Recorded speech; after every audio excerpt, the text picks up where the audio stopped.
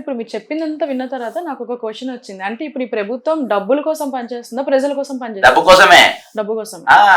తెలంగాణ వచ్చిందే డబ్బు కోసము. తెలంగాణ ఎవరు ఓన్ చేసుకుంటలేరు. ఇది నా తెలంగాణ గారి, మేము వచ్చినాం దోసుకుంటాం పోతాం. ఎవరైనా ఇది ఒక వ్యాపారం లెక్క అయిపోయింది. నేను మీకు ప్రతిదీ నేను ఎవిడెన్స్ తోని డాక్యుమెంట్ తోని మీకు చూపించిన. దీంతో మీకు అర్థమైంది ఏంటంటే ఇది కంప్లీట్ గా డబ్బు కోసం తీసుకొచ్చే ప్రాజెక్ట్. డబ్బు సంపాదించాలి, అట్లనే కనిపిస్తుంది. అంతే, డబ్బు సంపాదించాలి. లేకుండా ఫస్ట్ ఫార్మా కంపెనీలు ఎత్తాలి. అవును, వాళ్ళే వచ్చి తిరిగి డబ్బులు ఇస్తున్నారంటే అర్థం అవుతుంది. సరే, ఇప్పుడు చూసుకుంటే మరి ప్రెసెంట్ ఇప్పుడు మన తెలంగాణలో చూసుకుంటే తెలంగాణ తల్లి విగ్రహ ఆవిష్కరణ సెక్రటేరియట్ లో జరిగింది. అది ఎంతవరకు కరెక్ట్ అంటారు? అంటే పాత తెలంగాణ తల్లి విగ్రహం మార్చడం వల్ల ఎంతవరకు కరెక్ట్ అంటారు? మామూలుగా ఎవరన్నా కళగంటే కళలు ఎవరు తక్కువగా అన్నారు, రిచ్గా ఉంటాయి కళలు.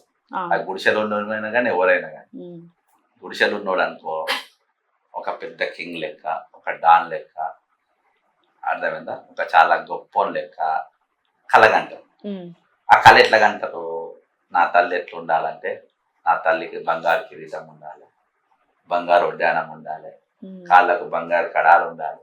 ఇది కళ, ఇట్ ఈస్ ఎ డ్రీమ్.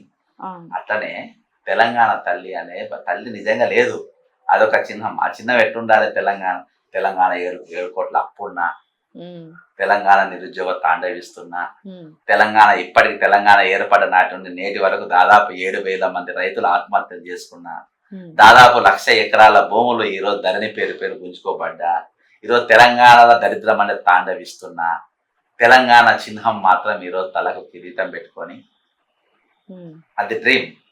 వచ్చారు తలకు కిరీటం పెట్టుకొని, బంగారు కడ్డీలు పెట్టుకొని, బంగారు వడ్డానం పెట్టుకొని, ఈ విధంగా ఉండాలి అని చెప్పేసి ఉండేది చిహ్నంగా పెట్టుకున్నాం. అట్లా ఉండాలని ప్రతి ఒక్కరికి అట్లా ఉండాలంటారు. ఫ్యూచర్ లో నేను ఇట్లా ఎదగాలంటది, ఇట్లా బతకాలంటది. మనం భరతమాత తల్లి కానివ్వండి, లేదంటే మన తెలుగు తల్లి కానివ్వండి, ప్రతిదానికి కిరీటం అట్లా పెట్టుకుంటారు. అర్థమైందా? పాటలు కూడా అందుకనే మా తెలుగు తల్లికి మల్లెపూ ఉండదా, మా కన్న తల్లికి మంగళారతులు అని పెట్టింది అట్లా పాట. ఎవరైనా గ్రేట్గా ఉండాలని, ఈ రోజు అట్లా ఉండాలని ఈ రోజు చాలా మంది డిస్కషన్ చేస్తారు. ఈ కోణంలో నేను చెప్పే కోణంలో ఎవరు చెప్పలే. తెలంగాణ తల్లి రేవంత్ రెడ్డి బిడ్డ లేకుండా, రేవంత్ రెడ్డి తల్లి లేకుండా అనేది ఒకటి ఇంపార్టెంట్ కాదు. తెలంగాణ తల్లి కిరీటం తీసేసింది, తెలంగాణ తల్లి వడ్డానం తీసేసింది, తెలంగాణ తల్లిని మామూలుగా తయారు చేసింది. ఎందుకంటే తెలంగాణ అనేది రేపు దరిద్రంగా చేయబోతున్నారు, దానికి చిహ్నంగా అంతే. మరి బతుకమ్మని కూడా తీసేశారు. అంటే తెలంగాణ అంగరంగ వైభవంగా జరుపుకునే బతుకమ్మ పండుగని కూడా అక్కడ బతుకమ్మ ఏదైతే ఉందో పూల అలంకరణ అది కూడా తీసేశారు. అవునమ్మా, ఇవాళ వాస్తవాన్ని కూడా జరిగింది. ఇదే ఇదివరకు చెప్పేది. ఇదివరకు ఆర్థికంగా సామాజికంగా తెలంగాణ సామాజిక న్యాయం కోసమని తెలంగాణ అనౌన్స్మెంట్ అయింది ఒరిజినల్ గా. ఇదొక సామాజిక న్యాయం ఎక్కడ జరుగుతుంది? సామాజిక న్యాయం లేదు. మీకు ఎప్పుడైతే ఇవాళ పెద్ద మాట చెప్తున్నా, నేను ఇదివరకు కూడా చెప్పిన, ఈ రోజు తెలంగాణ వాస్తవానికి తెలంగాణ తల్లి అన్ని తీర్ల, నేను చెప్పిన ప్రతి తీర్ల ఈరోజు వీళ్ళందరూ తెలంగాణ తల్లులే. అదేందా? ఈరోజు వీళ్ళందరూ తెలంగాణ తల్లులే. చచ్చిపోయింది. అదేందా? ఈరోజు ఇంత దరిద్రం ఉన్నాక ఈరోజు వాస్తవానికి తెలంగాణ పైన సామూహిక అత్యాచారం జరిగిపోయింది. మీరు దాన్ని ఏ విధంగా చేస్తారో వేసుకోండి. ఒక పార్టీ వాళ్ళు కాదు, BRS, BJP, Congress, MIM, CPI, CPM, Kodandaram, Tirumala అందరు భాగస్వామి. ఎట్లా అంటావా? ఈరోజు అప్పులైతుండే వారు మాట్లాడు. ఇయాటి వరకు ఇంతమంది మాట్లాడారు కదా. ఈరోజు మెయిన్ తెలంగాణ యొక్క సింహభాగం అంటే దాదాపు 3 లక్షల కోట్ల రూపాయలు వచ్చి మెగా కృష్ణారెడ్డి అనేటువంటి పోయింది. ఈరోజు ఏ పార్టీ కూడా దాని గురించి మాట్లాడు. ఈరోజు ఉద్యోగాలు అమ్ముడిపోయినాయి, తెలంగాణ అప్పుల పాలు అయిపోయింది, తెలంగాణ లా అండ్ ఆర్డర్ లేదు, ఈరోజు సరి అయిన వసతులు లేవు. ఈరోజు పిల్లలకు మీ ప్రభుత్వ స్కూళ్ళు కానీ, ప్రభుత్వ ఆసుపత్రులు కానీ, ప్రభుత్వ కాలేజీలు కానీ, ప్రభుత్వ యూనివర్సిటీలు కానీ ఎక్కడ కూడా దిక్కు దివానా లేకుంటుంది. మా తెలంగాణ ఎట్లున్నదనేది ఇంకేం చెప్పుకుంటాం మనం. కాబట్టి తెలంగాణ తల్లి విగ్రహం ఎట్లా చేసింది అనేది పాయింట్ కాదు. ఈరోజు తెలంగాణ అనే భావస్వరూపం అనేది ఏ విధంగా ఉన్నది అనేది మనం చూసుకుంటే అన్ని నిత్య నిలువున దోపిడీ గురైపోయి ఉన్నది. అందుకని తెలంగాణ తల్లి విగ్రహంలో పెద్ద స్పందిస్తలేను. నేను దాని గురించి ఇంకా చెప్పాలంటే ఇంకా బాగుండదు. కానీ వాస్తవానికి అది ఆ విధంగా ఈ రోజు జరిగింది. అంటే ఇప్పుడు అవసరం అంటారా తెలంగాణ తల్లి విగ్రహ ఆవిష్కరణ కానీ లేదంటే మార్చడం కానీ ఇలాంటి సిచ్యువేషన్ లో? అంటే ఈ రోజు మార్పు అని వచ్చింది కదా రేవంత్, తెలంగాణ మార్పు కోసం కాంగ్రెస్ రావాలి, మార్పు చేయాలి అని. మార్పు చేయని వాళ్ళు ఏం చేయని చేత కాదు. రెండు చేసిండ్రు, తెలంగాణ విగ్రహ మార్పు, తెలంగాణ సెకండ్ టీఎస్ టీజీ మార్చింది. అంత మించి వీళ్ళు చేసింది ఏం లేదు. అదే మార్పు అంతే.